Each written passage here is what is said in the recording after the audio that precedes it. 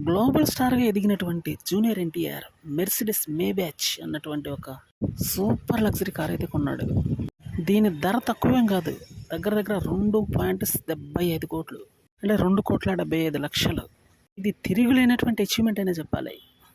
Already junior ఎన్టీఆర్కి super luxury cars చాలానే ఉన్నాయి. వాటిల్లో మెర్సిడెస్ బెంజ్ జిఎల్ఎస్ అనేది సూపర్ మోడల్ ఉంది. తర్వాత లంబోర్గినీ యుఆర్ఎస్ అన్నటువంటి మరో కారు,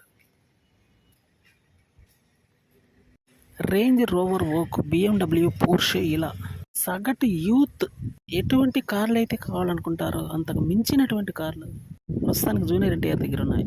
ఇక ఈ విషయం పక్కన పెడితే కొరటాల శివ డైరెక్షన్లో రాబోతున్నటువంటి దేవరా మూవీకి సంబంధించి అప్డేట్ ఏంటంటే సెప్టెంబర్ 11వ తారీఖు అయితే వచ్చే అవకాశం ఉందని తెలుస్తుంది.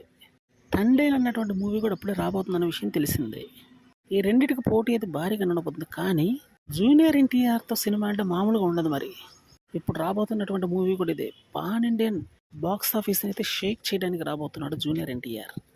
ఇది ఒక సెన్సేషనల్ మూవీ కాబోతుందనే చెప్పాలి. మరి కొరటాల శివ ఈసారి గట్టిగానే సూపర్ హిట్ కొట్టబోతున్నాడు.